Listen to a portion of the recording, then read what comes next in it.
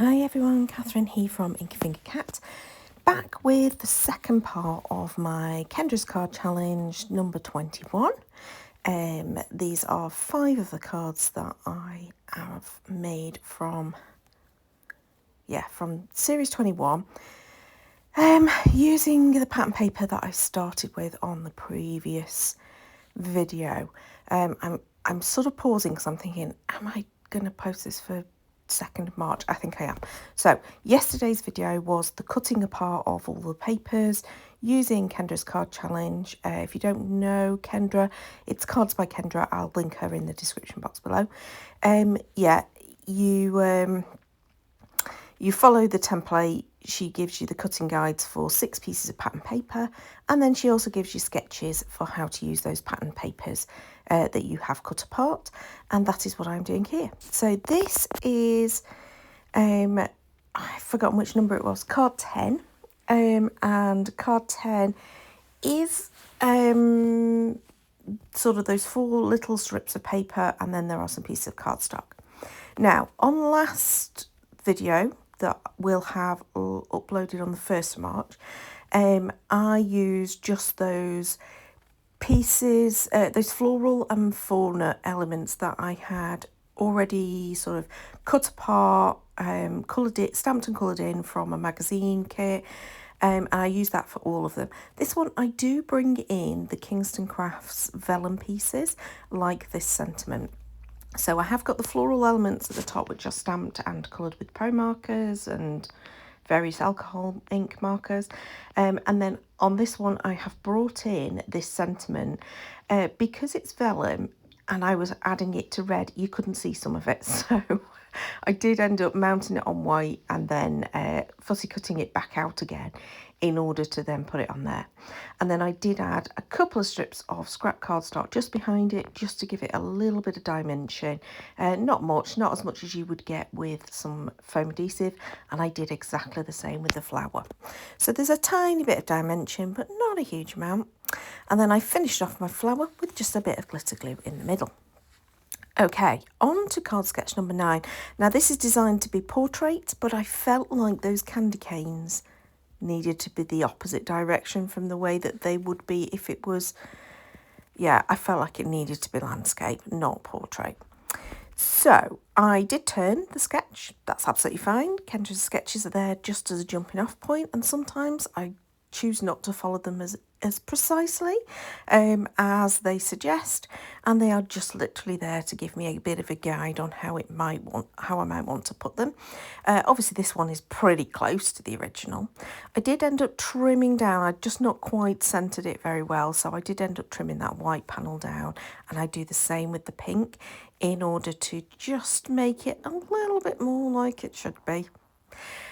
This time I am bringing in some of those vellum elements. In fact, I just bring in the one because I really like the candy canes, and I thought that the little gingerbread man with his candy cane was a good way to go. Again, because it's vellum and it was going against a dark background, I am mounting it onto the white. I think that's the good thing about the vellums. It gives you the options, doesn't it? You can have it so it's just a floaty sort of like see-through element, but as soon as you mount it onto white, it becomes a solid piece again. So I like these vellum shapes. I think they're fun. Obviously there's so many of them in the kit, I'm probably going to be crafting with these for years. So yeah, I have got quite a lot of them. Now at this point, I actually made these cards last night. So at this point, I'm using a little mechanism and I mess it up. It isn't the fault of the mechanism. I'm just clumsy and not careful with it. So I have to go for a second version. And this is like one of those spring mechanisms. They will be available from Kingston Crafts at some point soon. So you're getting a sneak peek. Don't tell anyone. But yeah, that basically just gives it a little bit of lift and it gives it some motion so that it wobbles around a little bit, and I really like them. I think they're really fun. I was very sceptical at first, I must admit, but I really like them. So, I just kept this one simple. Added a little bit of the clear glitter glue around the pieces of the pattern paper. That little raised element, jobs are good. Okay, on to card sketch number 8. You can see I'm doing these in reverse order. That's how I started, and that's what's happened. So I've Yeah, I think I was telling you this. I'm sorry, I'm very tired this morning. I stayed up till quite late watching all 4 episodes of Bridgerton last night, so I'm very tired. Right, I've forgotten what I was going to say. Right, yeah, sorry. I made these cards over the series of a couple of days, and that was a couple of days ago now, so I can't actually remember each of the cards off the top of my head, and they're not in front of me as I'm doing this voiceover. I'm literally watching the video and then talking about it. I am at the point where I'm slightly bored now of this pattern paper, as in I've done 10 cards now. I did 5 in the first video and 5 in this video, and I did them pretty much over the course of a couple of days. This is all I worked on. So I am now at the point where I'm going, oh, I'm a bit bored of this paper and I want to work with something new. So I don't know whether I'll get the other 5 done, but I think I talked about this in the last video. The good news is that this is a pick up and put down project, as in I don't have to do them all in one go. I think it's good to do all the organising in one go. And then you can literally just do them 1 card at a time whenever you've got 20 minutes or something. In fact, it doesn't even take that long. Some of the cards are so simple to put together because I've done all the hard work of having the stamped elements, or, you know, I've got the easy to grab acetate elements. And so it's just finishing touches. Dead easy. This is one of my favourite of the card sketches, card sketch number 7, because it's all these tiny little scraps of pattern paper. I didn't quite do this right. That should have been a background panel, and I should have just given myself a strip of cardstock to work to, because I forgot I was going to be cutting them off at an angle. So this didn't quite go to plan, but never mind, it doesn't matter. The final card's fine. But yeah, I really like this. I think it's just a really clever idea to just use up scraps of pattern paper. And the good news about this pattern paper being double-sided is sometimes I can alternate it, so it looks like it's another pattern paper. You know, it's not all exactly the same. So I am just adhering these along, all the way along, and then instead of it being a background panel, I am just trimming that off so that I still get that straight angle.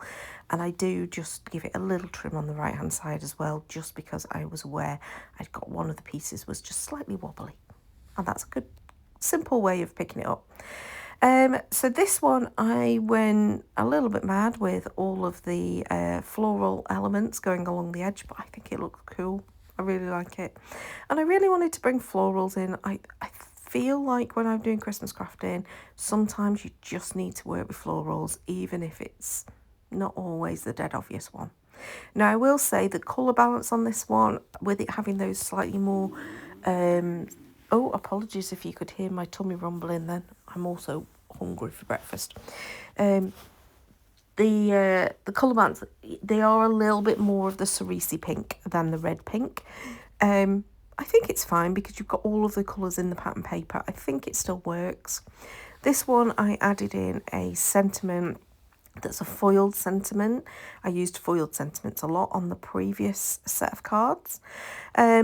This particular sketch also called for sort of like some circles to the top left, and so I went with some sequins from a Hey Little Magpie sequin mix. I think I mentioned this in the last one as well.